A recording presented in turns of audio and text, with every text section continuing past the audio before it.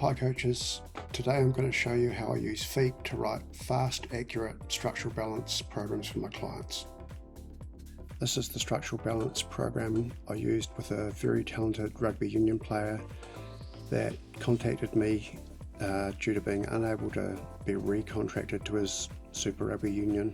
He was having a lot of knee problems and that was making it tough for him to train and really difficult for him to play. So he came up to see me and we had a good assessment of him and made a bit of a plan together.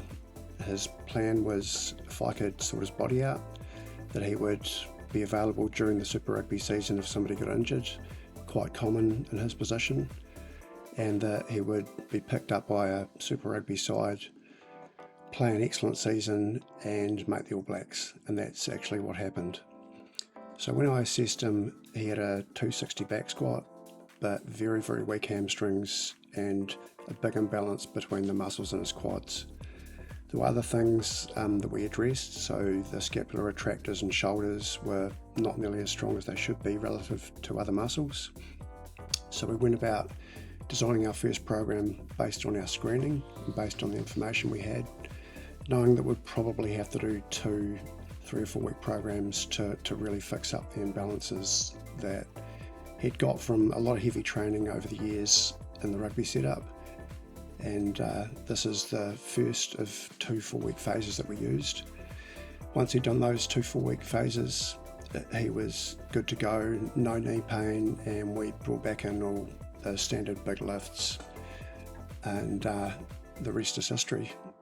So about 2 days a week we used Peterson step-ups to try and remedy the imbalance between his quads, and we biased the posterior chain stuff. So if you look through the program, it slowly gathers a bit of volume after the first week, and the day 1 is more addressing the lower limbs, quads and the knee curl function of the hamstrings. Day 3 is up to that. The Peterson step-ups really needed to be trained twice a week, so they were trained at the start of the day when they're fresh, and we used hip extension exercises on his day 3. So a good morning, great exercise for out of season, terrible exercise in season. If anyone's done them, they know how sore they make you, but an invaluable part of the force curve with hamstrings to get them strong for the rest of the season. On the upper body days, we used dumbbells and cables only, just to restore really good range of motion and balance throughout the shoulders.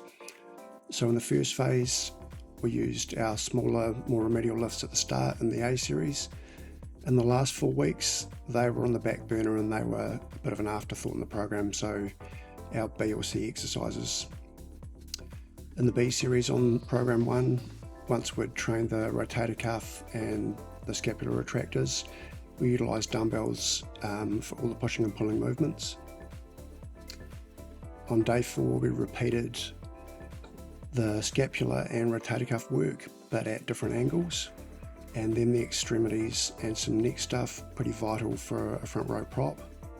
Once again, all dumbbell work, all cables, and just the emphasis on trying to restore muscular balance throughout the whole body.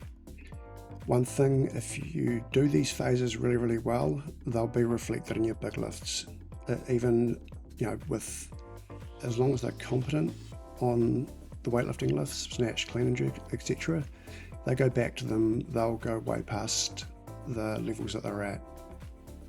So this was program 1 of 2 programs that we used with this guy to get him back on the field.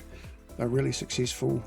Most of these lifts didn't have to be used again. Just with proper balance training over time, you'll retain most of the strength and most of the balance between muscles that you earned through the 2 4-week phases.